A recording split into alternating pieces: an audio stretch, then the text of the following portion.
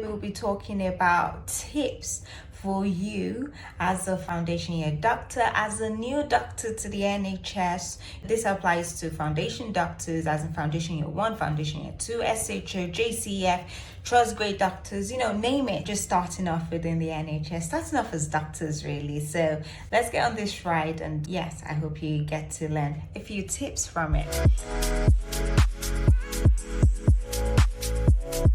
Hi everyone, I'm Dr. Toyosi. A lot of people ask me, what are your top tips? What tips can you give? And for me, there's quite a lot.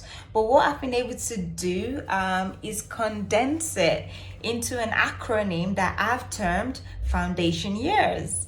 I believe that would encompass most things that you should know that would help you get ready for this amazing journey ahead. So foundation years is my acronym. And what does it stand for? F is for facing your fears and focusing. Right. We're starting a new job, you're starting a new rotation. It is fine. It is expected that you'll be nervous. You wouldn't know everything, and nobody expects you to know everything, but I expect you to know how to get the information you need to help you make that decision.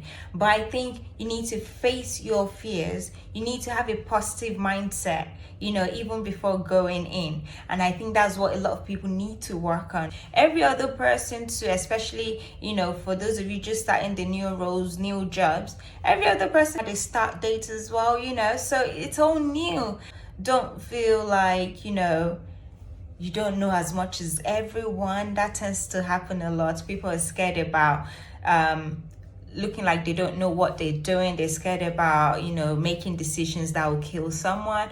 But the truth is, within the system, there are quite a lot of safety net measures, which if you adhere to, that would help you.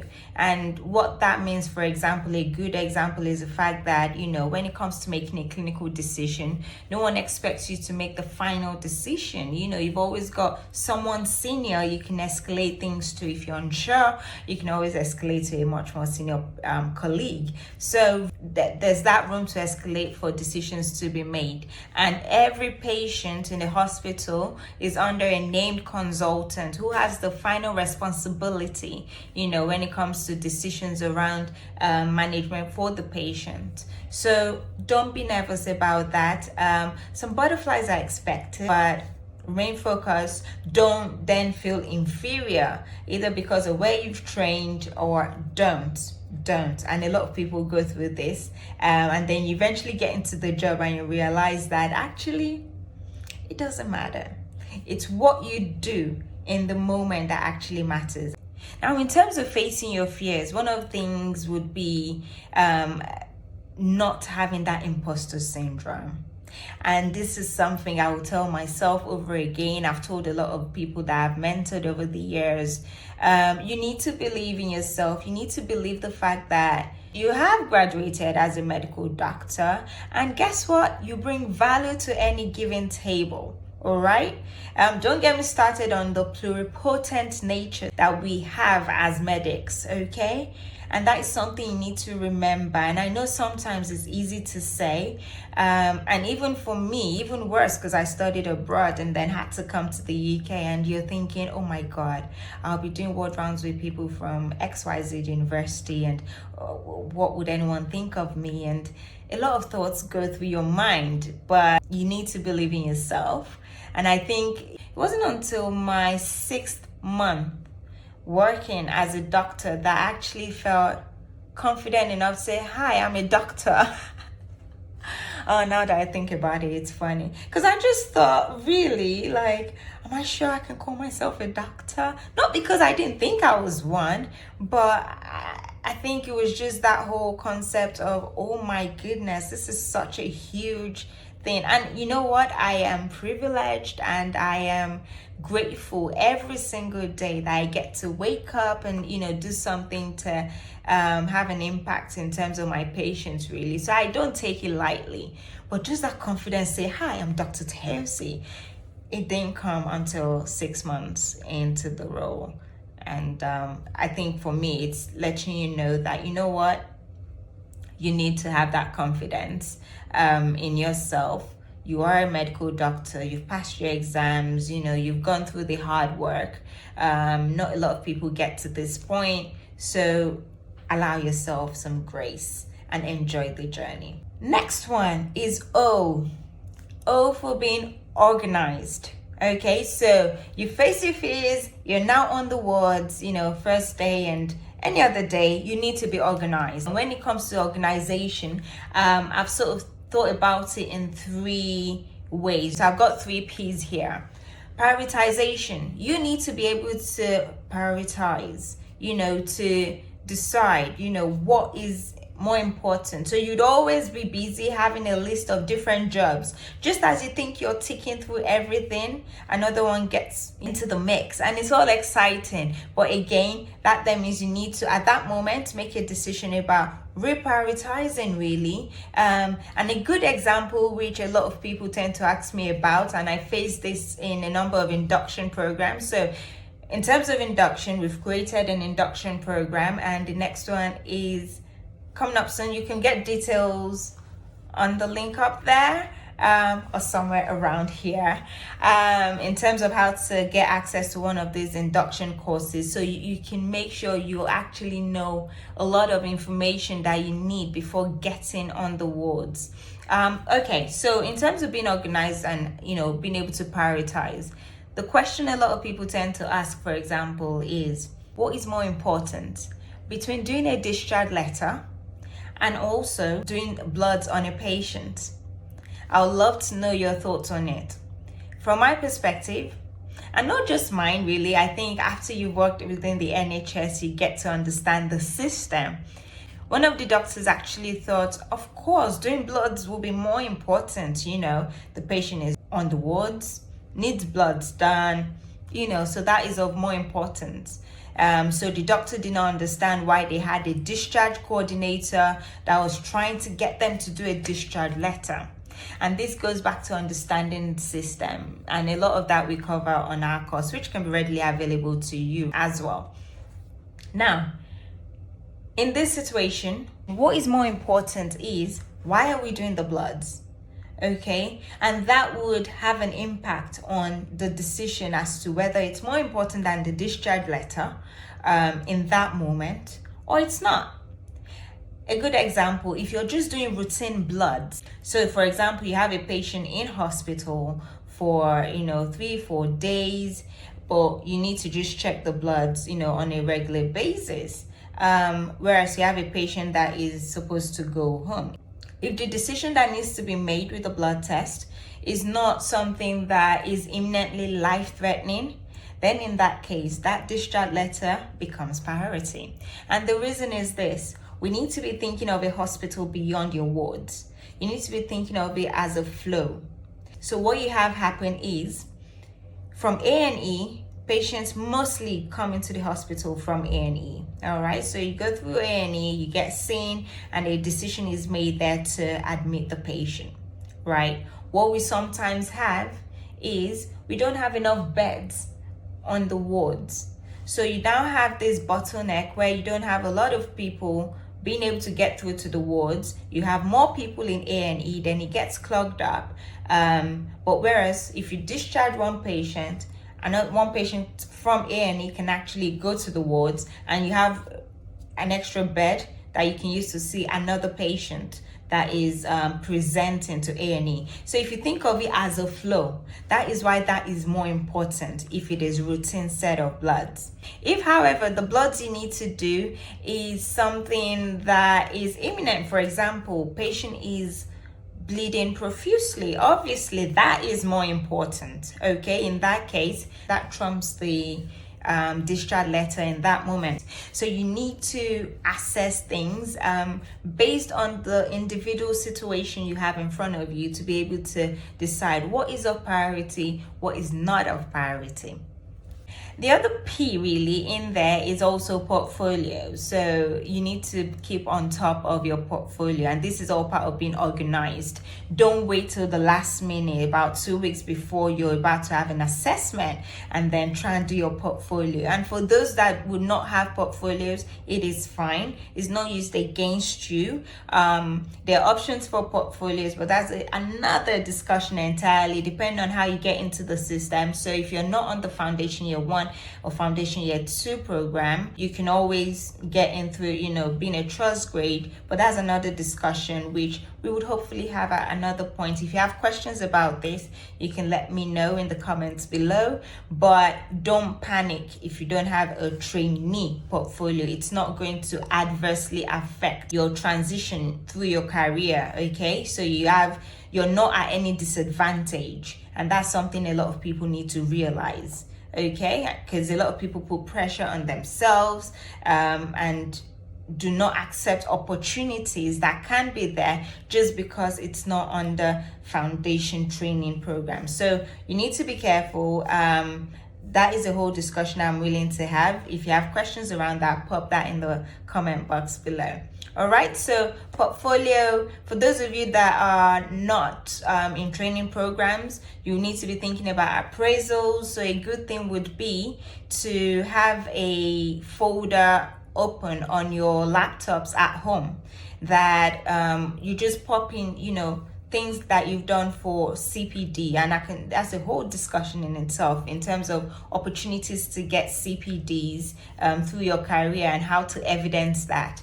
Just pop it in there. If you get any certificate for any conferences, for example, again, pop it into that folder. You thank me later for doing that, really. And that way, as you go along and as you do that, you're organized and you're going to keep on top of things. And when you're ready for your appraisal, you've got everything you need at your fingertip. And that makes life so much easier. So the third P that I've got is that in terms of being organized, see yourself as the pilot. See yourself as the one leading the team when it comes to navigating the wards. Everyone expects you to know your patients, okay? So even if it means coming in, preparing the notes, catching up with what's been done from yesterday, and then you're the one that would most likely lead the ward round in terms of, oh, you need to see this patient, this one is of more importance right now, but then we can come back and see the others later. So everyone would expect you to know your patient and be the pilot during ward rounds for when the consultants come, or when you're doing the rounds with like senior registrars, for example, in terms of knowing what patient is priority. If there's an emergency that needs to be seen first for a decision to be made urgently. For example, if you're worried about someone that possibly has a bowel obstruction, and that's just been mentioned to you maybe just before your ward round started in the morning, and assuming this patient is located at the end of the ward, you would not want to start from your usual part of the ward and work your way around till you get to that person much later in the afternoon. Instead, you'll let the consultant or the senior team members know, actually, I'm worried about this patient, although the patient is down the corridor, but can we see that patient first and then we'll come back and see the other patient. So don't be scared to make such suggestions. You are a doctor and you need to believe that you're a doctor. U is for understanding what's required.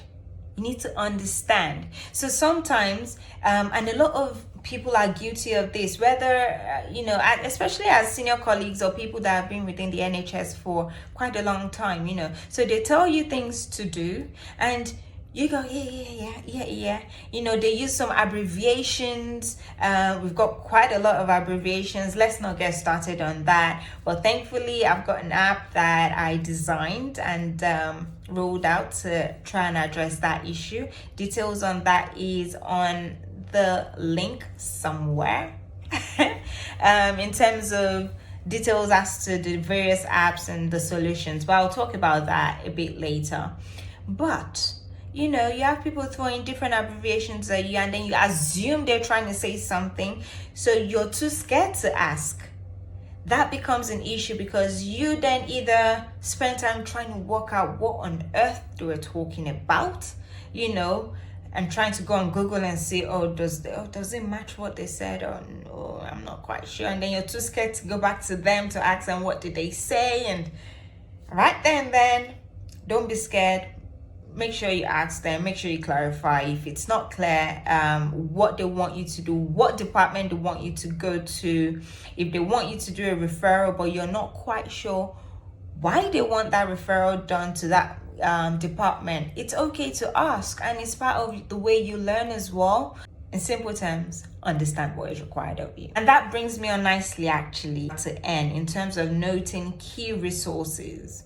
Okay, noting key resources. And when I'm talking about key resources, there's quite a lot really. One will be apps, for example. One I already said I designed in terms of abbreviations, which will be useful, and it has been useful to quite a number of people already. The feedback has been positive. But what I also did was put together a resource, and you can find the link as well, that tells you about apps that have been recommended by people, that's been useful. Some I've used, and you know what, there are others that I haven't used but has come highly recommended, and it had to go on there. And also the one that I designed, and I'm proud of it.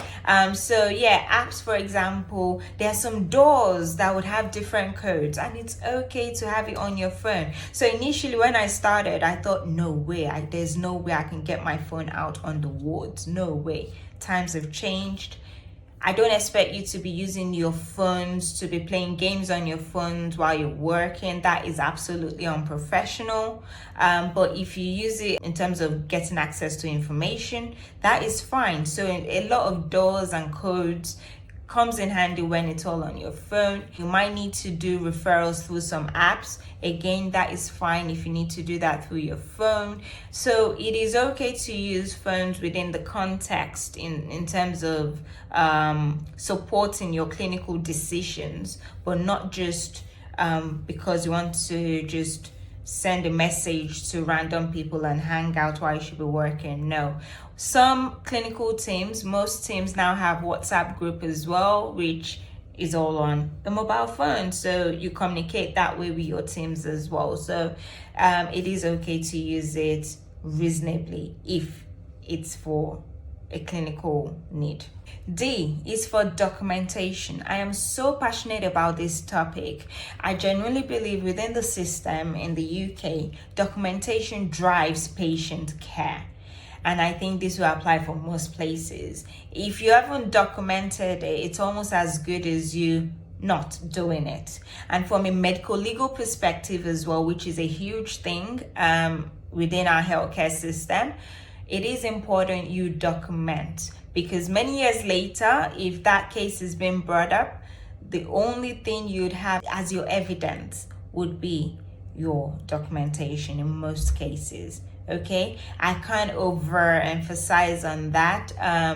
Yes, personally, I'm passionate about it because I've experienced firsthand, what a good one, could look like, and I've gotten commendations about it, which is not to brag, but I'm grateful for it, and it only means that actually I'm confidently able to tell you that I actually practice what I preach. So yes, documentation for me is important. Again, I go into this in one of our flagship courses in much more detail. If you need it, i.e. if you're completely new to the NHS, then that course will be for you. And we go through different types of documentation. And when we're thinking about documentation, we're also thinking about things like when you have discussions with members of the team, when you have discussions with the microbiologist and he tells you a plan, you're going back to the patient's note and you're documenting it. Even as much as if I try the microbiologist and I don't get through, I'm going back to the note to write it